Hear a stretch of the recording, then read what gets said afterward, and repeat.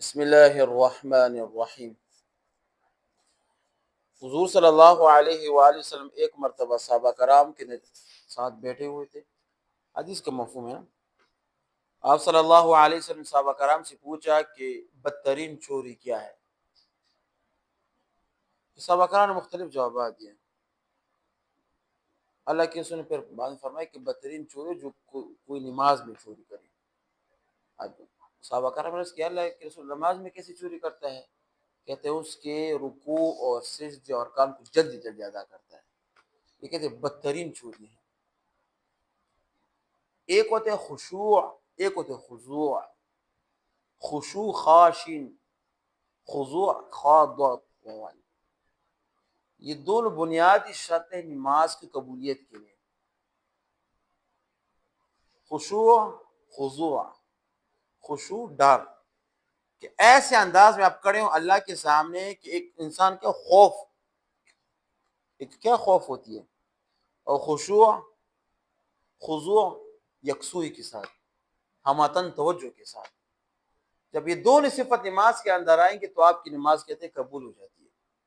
اب آپ مجھے دل پر ہاتھ رکھ کے بتاؤ کہ پوری نماز ہم پڑھتے ہیں، صبح شام نماز پڑھتے ہیں، دوسری لائٹ لگاؤ، یہ پنکھا بند کرو، صبح شام ہم نماز پڑھتے ہیں، پورے کے پورے مجمع میں دیکھ کوئی سا نماز پڑھتا ہے؟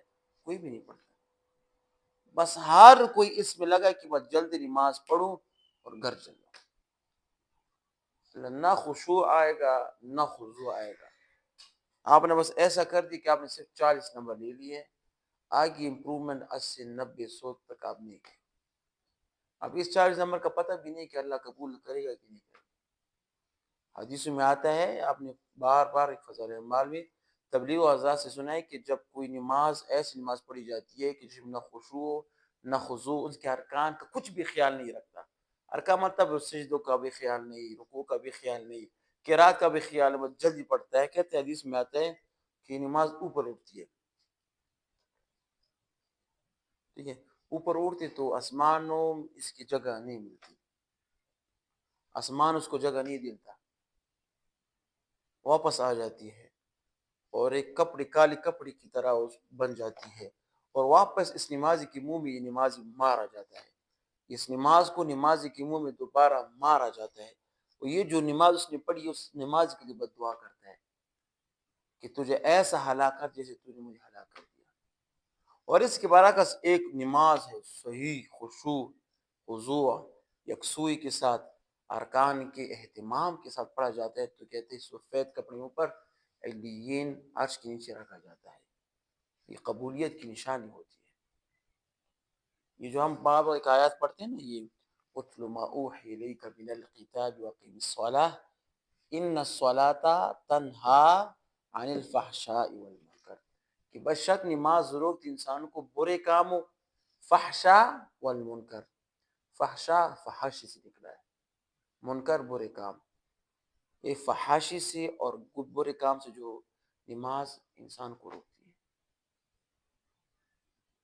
اب ہم یہاں پر آج سوال ہوتے ہیں، ہم جو روزانہ نماز پڑھتے ہیں ہم ویسے کہ ویسے ہیں، تو پتہ چل کہ آپ کی نماز میں نہ خشوع ہے نہ خضوع ہے۔ آپ صرف کیا ٹوٹل پورا کرتے ہیں، ٹوٹل پورا کرنے کے لیے آتے ہیں تو اس پر آپ کو نمبر نہیں ملے گا۔ ٹوٹل تو ہر کوئی پورا کرتا ہے، ٹوٹل نماز ہر کوئی 40 نمبر لیتے ہیں، لیکن 90 نمبر کب لوگے، 100 نمبر کب لوگے؟ جو 100 نمبر لیتے ہیں اس کو آگے کے امتحانات میں، اس کو آگے سیٹوں میں بڑی بڑی جگہ ملتی ہے۔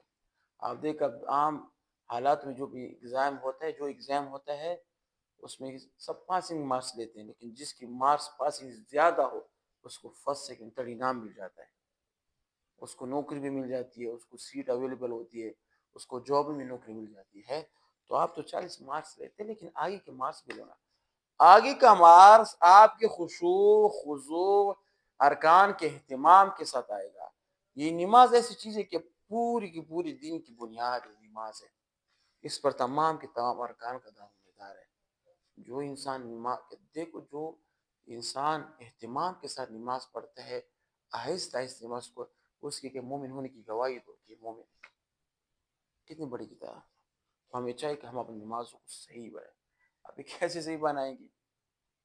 وہی بات ہے نا کہ آتی ہے وہی اپنی جگہ پر رک جاتی ہے کہ ان علماؤں کے ساتھ بیٹھنا پڑے گا، اس کے سامنے نماز آپ نے پڑھنی ہے، اس سے اپنے سیکھنا ہے.